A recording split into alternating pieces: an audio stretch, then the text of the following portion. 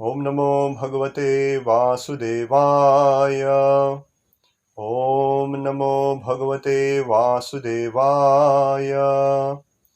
ओम नमो भगवते वासुदेवाय।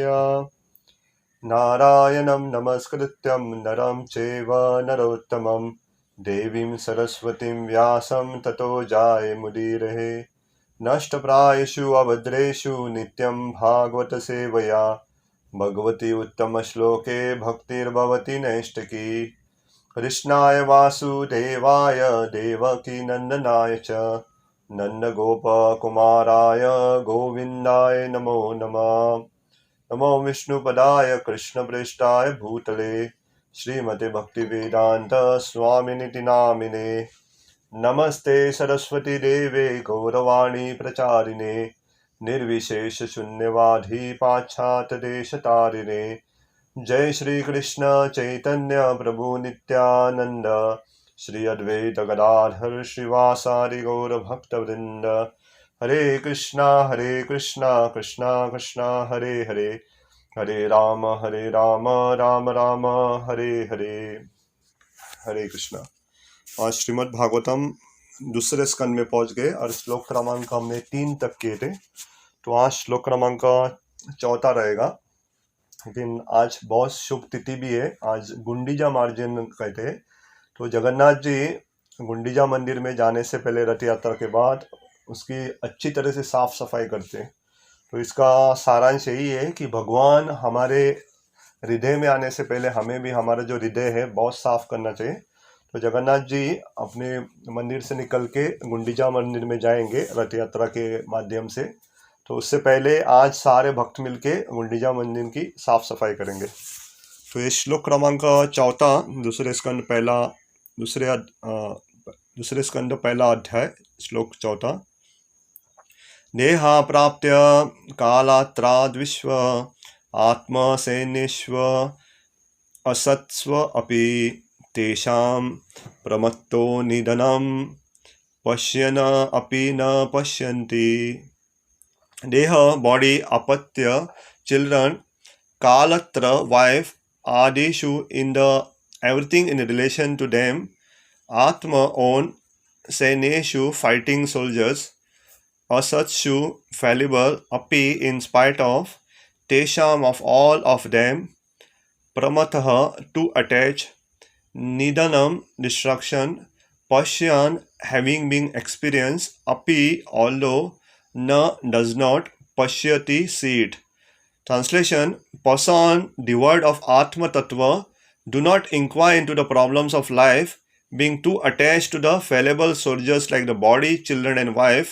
Although sufficiently experienced, they still do not see their inevitable destruction.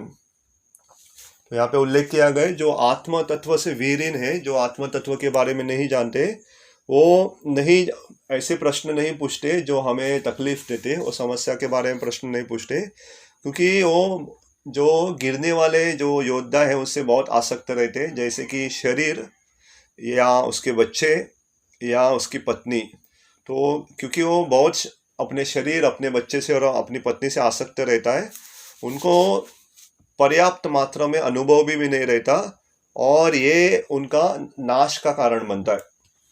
तो यहाँ पे हमें जानना चाहिए जो आत्म तत्व या आत्म साक्षात के बारे में जिनको ज्ञान नहीं, उनकी आसक्ति कहाँ ना कहाँ तो जाएंगी। तो हमें दूसरी वस्तु भी जाननी चाहिए कि आसक्ति तो रहेगी, या तो हम भगवान से आसक्त रहेंगे या और माया से आसक्त रहेंगे या भगवान से अभिन्न। तो इसलिए माया का सारी भाषा में उत्तर यही है। तो भगवान से छोड़ के जिससे भी हम आसक्त होते हैं वो माया होती है। तो माया कुछ भी हो सकता है। तो भगवान के पास हमें ले जाने के लिए मदद नहीं कर रही है, वो माया हो सकती है। तो भरत महाराज के लिए माया एक हिरण के रूप में आई थी, हमारे लिए माया अलग अलग रूप में आ सकती है, या तो मोबाइल के रूप में, या टीवी के रूप में, या तो प्रजल्प के रूप में, कौन से भी रूप में आ सकती है। तो जो भी वस्तु भगवान से हमें दूर लेके जाती है वो है माया। तो माया का मतलब जो है नहीं वास्तव में, that which is not, Prabhupada कहते। तो भगवान से अभिन्न वस्तु जो रहती है, भगवान से हमें जो कुछ दूर लेके जाते, उससे थोड़ा हमें बच के रहना चाहिए, उसे माया कहते। तो तात्पर्य पढ़ेंगे। This material world is called the world of death. Every living being, beginning from Brahma, whose duration of life is some thousands of millions of years, down to the germs who live for a few seconds only in struggling for existence. Therefore, this life is a sort of fight with material nature, which imposes death upon all. तो प्रभुपाद शुरुआत करते हैं कि ये जो भौतिक जगत है ये मृत्यु का ही लोक है, यहाँ पे मृत्यु होती है, इसलिए इस भूलोक को मृत्यु लोक भी कहा जाता है, क्योंकि इस यहाँ पे जो भी पैदा होते हैं उसकी मृत्यु होनी अटल है और निश्चित है। आप ब्रह्मदेव भी हो या छोटे से कीटाणु भी हो, तो ब्रह्मदेव की आयु बहुत लंबी रहती है, बहुत करोड़ों करोड़ों साल तक वो जीते, और वो जो कीटाणु रहते हैं बहुत कम, थोड़े चंद सेकंड के लिए भी जीते, लेकिन दोनों की मृत्यु होनी अटल है। इसलिए हमें जानना चाहिए ऐसे जगत में जहाँ पे मृत्यु अटल है, तो एकमात्र पर्याय हमारे लिए यही है कि हम भगवान की अच्छी तरह से शरण ले। ये बार बार हम सत्संग करते, बार बार हम सुनते, इसका मूल कारण यही है। प्रभुपाद जी कहते थे कि हम कलयुग के जो जीव हैं उनकी बुद्धि बहुत सूक्ष्म है, वो बहुत जल्दी भूल जाते, इसलिए बार बार कहना पड़ता है, क्योंकि थोड़ी देर बाद हम भूल जाते कि हम आत्मा है, हम शरीर नहीं है करके सब कुछ भूल जाते, इसलिए इसे बार बार सुनना, इसलिए नित्यम भागवत सेवा कहा गया है। नित्य का मतलब रोज हमें भागवत सेवा करनी चाहिए, सुनना चाहिए, कथा सुननी चाहिए, भगवान का नाम लेना चाहिए, भगवान की सेवा करनी है, रोज होना चाहिए।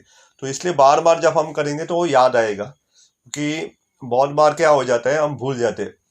जैसे अगर आपको याद रहेगा, तो ये मुझे आज सुबह ही ऐसा थोड़ा सा अनुभव हुआ कि एक तरह से खास करके किसी अपने की मृत्यु हो जाती है, तो नियमानुसार, स्मार्त विधि के अनुसार एक व्यक्ति को 1 साल के लिए पाबंदी लगाई जाती है ताकि वो मंदिर न जा सके करके।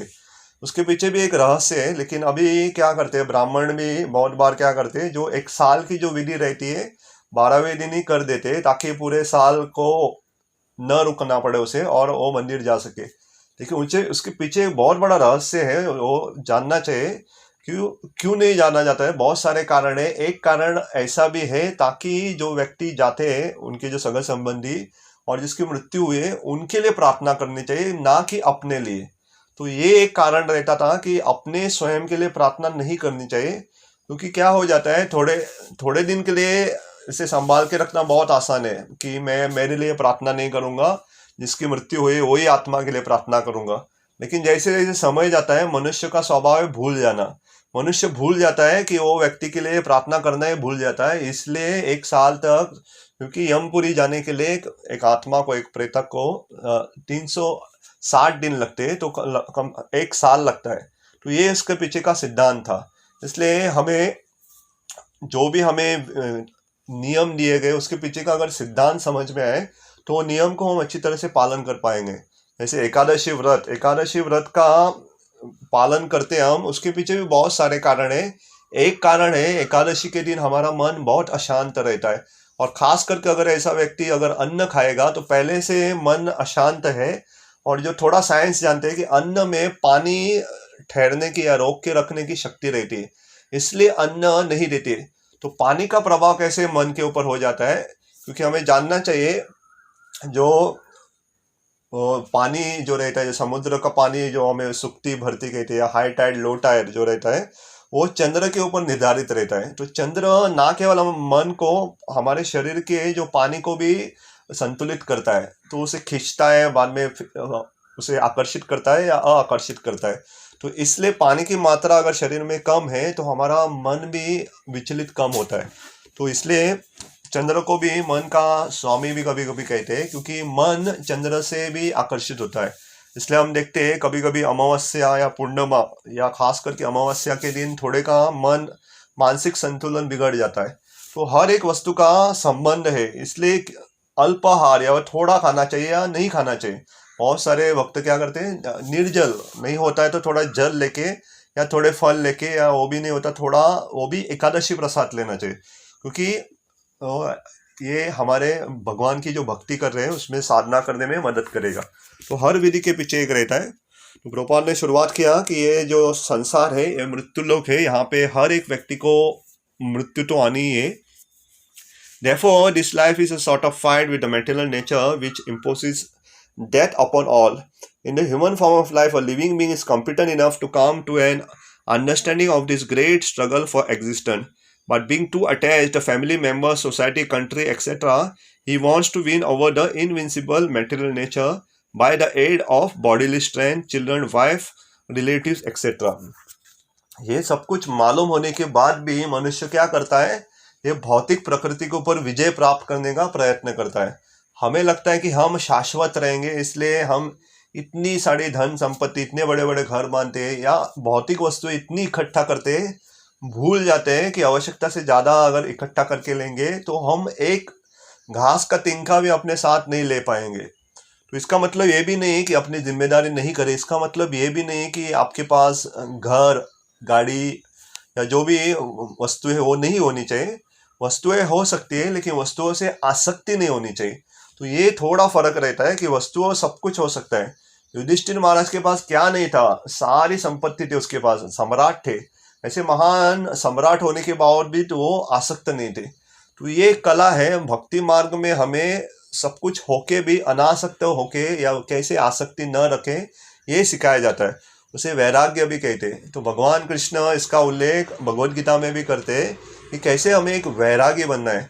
तो वैरागी, हमारे मन में छवि आती है कि एक सन्यासी गेवे कपड़े में शिकार रख के पूरा सर मुंडवा के, ऐसा।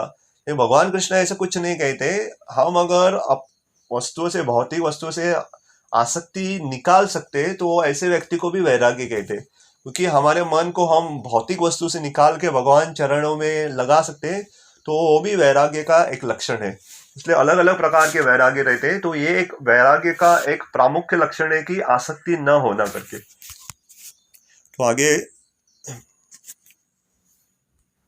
तो although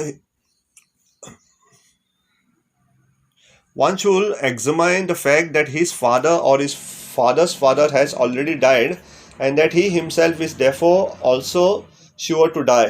And similarly, his children who will be fathers of their children will also die in due course. No one will survive in the struggle with the material nature. तो प्रभुपाद आगे लिखते हैं कि आपको जानना चाहिए कि आपके पिता, पिता के पिता, पिता के पिता के पिता या उसके पिता के पिता के पिता के पिता, तो सबकी मृत्यु हुई है। तो ऐसा कोई भी नहीं है। तो आने वाली पीढ़ियों की भी या आपकी भी मृत्यु होने वाली। तो ये जान के तो हमें थोड़ा भक्ति में गंभीर होना चाहिए, क्योंकि ये बहुत सरल बात है, सब लोग जानते हैं, लेकिन माया के प्रभाव के कारण कोई मानना नहीं चाहता, कोई उसका अनुभव नहीं करना चाहता, कोई उसके अपने जीवन में साक्षात्कार नहीं करना चाहता। इसलिए थोड़े दिन पहले हम चर्चा कर रहे थे, जो असुर रहते, कल भी हम चर्चा कर रहे थे, जो बड़े बड़े राक्षस रहते हैं, ऐसा नहीं कि उनको शास्त्र मालूम नहीं, उनको मालूम था। जैसे रावण का उदाहरण ले, रावण एक बहुत बड़ा ब्राह्मण भी था, उसे सब कुछ मालूम था, लेकिन केवल फर्क रहता है कि उसे मालूम रहते लेकिन पालन नहीं करते, वो कुछ अपने जीवन में उतारते नहीं, यही फर्क है। तो हमें भी राक्षस के समान नहीं होना चाहिए। तो जो भी हमें ज्ञान प्राप्त होता है, थोड़ा थोड़ा करके हमारे जीवन में उतारने का प्रयत्न करना चाहिए, और थोड़ा भी हो। इंग्लिश में कहावत है, अगर हम थोड़ा थोड़ा करेंगे, बूंद बूंद से सागर बनता है। थोड़ा थोड़ा कर देंगे प्रयत्न, आप देखो थोड़े समय में इतना बड़ा संपत्ति हो जाएगा, इतनी बड़ी हमारी आध्यात्मिक पूंजी हो जाएंगी। थोड़ा समय मिले तो एक नाम भगवान का माला एक्स्ट्रा कर सकते हैं, थोड़ा समय मिले तो कुछ तो पढ़ सकते हैं, थोड़ा समय मिले तो कुछ तो भगवान की कथा सुन सकते हैं, थोड़ा समय मिले तो भगवान के जो भक्त है उनको मिलके उनका संग ले सकते हैं, तो थोड़ा समय मिले भगवान के लिए सोच सकते क्या क्या अर्च विग्रह की सेवा की जाए। तो मैं थोड़े दिन पहले एक आर्टिकल पढ़ रहा था, तो हमारे मंदिर है जू में, इस्कॉन जू करके जाए तो श्री श्री राधा रास बिहारी, श्री श्री राम लक्ष्मण सीता हनुमान जी भी है, श्री श्री गौर निताय भी है वहाँ पे, ललिता देवी, विशाखा देवी भी। तो उनके लिए जो कपड़े बनाते हैं, जो आभूषण ये बनाते, वस्त्र बनाते हैं, जो भगवान के कपड़े, तो वहाँ पे एक मुस्लिम टेलर है, और पिछले लगभग जब से उनका शुरुआत हुआ है, तो लगभग 40 साल से ऊपर से 35-40 साल से वो भगवान के लिए वस्त्र बना रहे। तो वो अपना अनुभव बता रहे थे कि भगवान की कृपा से उनको वो सेवा मिली है, और वो हमेशा भगवान के लिए कैसे कपड़े बनाए, आज भगवान ने कौन से कपड़े बनाए, मैं कल कौन सा बनाऊंगा, ये फूल कहाँ रहने चाहिए। तो उन्होंने वो कह रहे थे कि उन्होंने कुछ सीखा नहीं, टेलरिंग कैसे थोड़ा उनको आता था, लेकिन भगवान की कृपा से वो ऐसे वस्त्र बनाते। और आपने श्री राधा रास बिहारी के दर्शन लिए, इतने सुंदर वो वस्त्र रहते। तो किसने उनको बुद्धि दी? भगवान ने। तो भगवान में वो हमेशा सोचते रहते ये जन्माष्टमी को मैं क्या बनाऊंगा, वो आगे क्या बनाऊंगा, अभी ये आने वाले, इससे पस्त कैसे। तो हमेशा भगवान का, हालांकि मुस्लिम परिवार से है लेकिन सारे भक्त भी उनसे बहुत प्रेम करते हैं और वो भी भगवान श्री राधा रास बिहार से बहुत प्रेम करते हैं। और ये भी कह रहे थे कि आमतौर पे अगर कोई सोचता है कि भगवान केवल एक पत्थर की मूर्ति है, तो नाप जो लेते हैं, जो मेजरमेंट लेते हैं, तो एक ही बार लेना चाहिए और जिंदगी भर वही इस्तेमाल कर सकते हैं। लेकिन वो हमारे धर्म की भी नहीं, वो कह रहे नहीं, ऐसा नहीं होता है। आपके जो भगवान है कभी कभी पतले होते हैं और कभी कभी मोटे होते हैं, तो उनका नाप बार बार लेना पड़ता है। तो अभी एक पत्थर का अगर मूर्ति होता तो वो मोटे पतले कैसे हो सकते हैं। इसलिए अगर आप पहले की विग्रह भी देखो, कहाँ पे भी, अगर आप गोवा का भी मैं उदाहरण दे सकता, हमारे मोरजिम के भी श्री निताय सचिनंदन को भी आप जिसने शुरुआत में देखा जब हमने उनका इंस्टॉलेशन किया था, और अभी देखो कितना फर्क आया है। या किसी ने श्री राधा गोपीनाथ पहले के फोटोज देख सकते हैं और अभी के फोटो देखो, बहुत फर्क आया है। या श्री राधा रास बिहारी भी पहले के देख सकते हैं और अभी के देख सकते हैं। तो भगवान जैसे हम सेवा करते भक्त, तो उनके साथ वो आदान प्रदान करते। और भगवान प्रभुपाद जब भी मंदिर में जाते थे तो तुरंत भगवान के विग्रह को देख के कहते थे कि आप लोग भगवान की अच्छी तरह से सेवा कर रहे हो कि नहीं, क्योंकि भगवान बहुत प्रसन्न है, बहुत हष्टपुष्ट है। तो समझना आना चाहिए कि भगवान की सेवा बहुत अच्छी तरह से हो रही। तो भगवान के गाल भी कभी कभी दिखते, राधा रास बिहारी गाल ऐसे फूले हुए, मोटे गाल ऐसे। तो भगवान, क्योंकि वहां पे बहुत ऐश्वर्य वैभवशाली वहां पे उनकी सेवा होती, तो भगवान के गाल भी फूले हुए। तो भगवान ऐसे पतले मोटे भी होते। तो ये उनका उदाहरण दे रहे थे।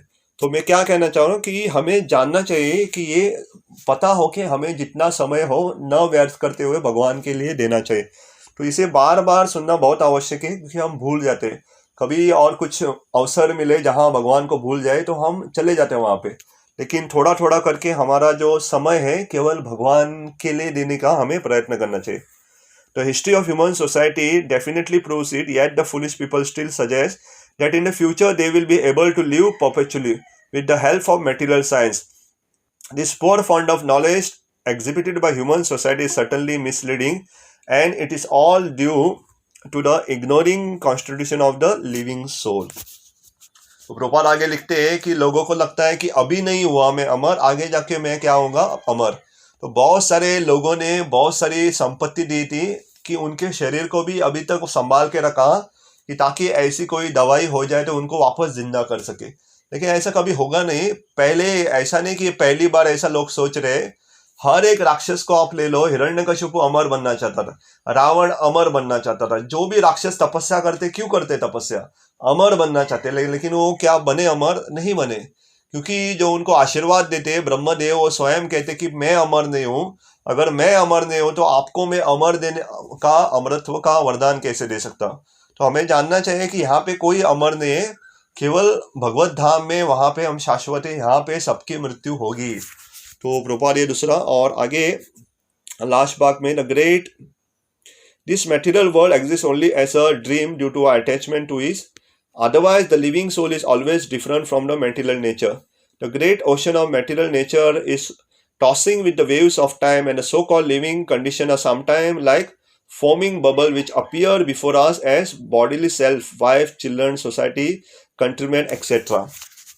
तो भौतिक ये जीवन की तुलना कभी कभी सागर में ऐसे बुड़बुड़े आते, थोड़े थोड़े बबल्स आते। अगर आपने देखा रहेगा समुद्र किनारे, तो क्या वो हमेशा के लिए रहते हैं क्या? थोड़े समय के लिए आ जाते हैं, वो थोड़ा थोड़ा पुटु पुटु करते हैं और थोड़े समय बाद वो चले जाते हैं। तो वैसे ही हमारा जो संबंध है, खास करके हमारे पत्नी के साथ, हमारे बच्चों के साथ, तो ये थोड़ा तत्व समझ के उससे आसक्त भी नहीं होना है और हमारी जिम्मेदारी से भागना भी नहीं चाहिए। ये दोनों जैसे एक घड़ी का वहां ये रहते, काटे रहते, पेंडुलम के जैसे एक तरफ से दूसरे। तो हमें इतना भी आसक्ति नहीं होना चाहिए, कि इतना आसक्त भी नहीं होना चाहिए कि हम केवल उनके पीछे भाग रहे, और हमें इतना अनासक्त भी नहीं होना चाहिए कि उनके बारे में कुछ कर ही नहीं ले। उनके खाने पीने का, उनके रहने का, ये जो जिम्मेदारी वो तो करनी है, लेकिन फिर भी हमें मन से अनासक्त होना चाहिए, आसक्ति नहीं रखनी। तो ये एक कला है। तो उसके लिए एक फॉर्मूला, ये सिद्धांत जानना चाहिए।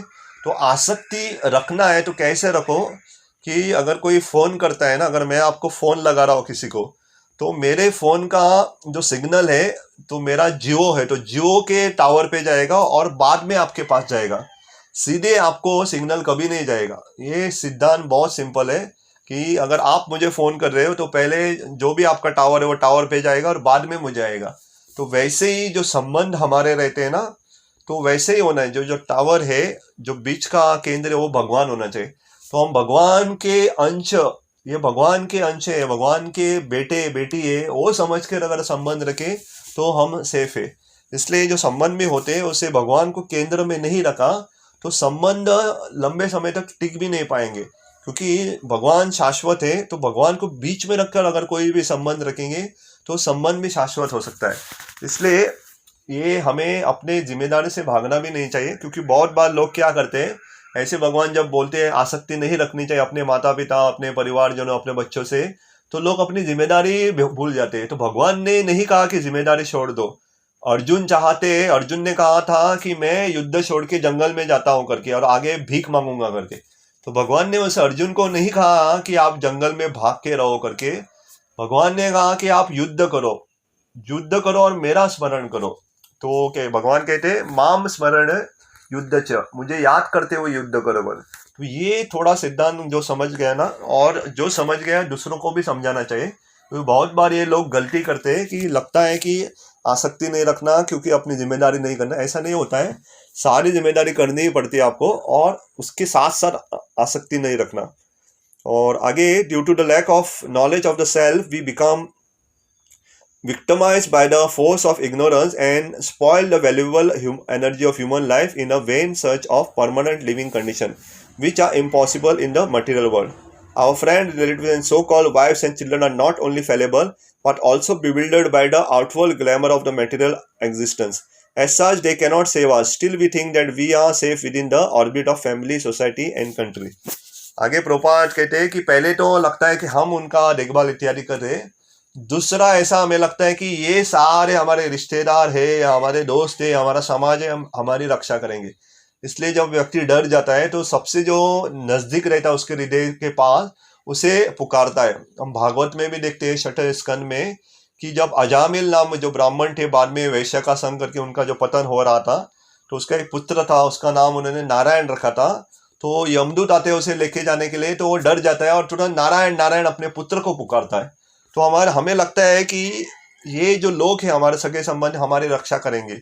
वो नारायण ने उसकी रक्षा की हुई क्योंकि उसके बेटे का नाम भगवान का नाम था नारायण। तो वो 4 विष्णुदूत आ जाते हैं और उनकी रक्षा करते। तो ये हमें गलत फहमी नहीं रखनी चाहिए कि कोई हमारे रक्षा कर सकता है। कोई रक्षा नहीं कर सकता, केवल लोग प्रार्थना कर सकते, उससे आगे और कोई नहीं कर सकते। तो और आखिरी भाग में प्रोपाल लिखते, the whole material advancement of human civilization is like the decoration of a dead body. Everyone is dead body flapping only for few days, and yet all the energy of human life is being wasted in the decoration of a dead body. Sukadeva Goswami is pointing out the duty of human being after showing the actual position of bewildered human activities. Persons who are devoid of the knowledge of Atma Tattva are misguided, but those who are devotees of the Lord and have perfect realization of transcendental knowledge are not bewildered.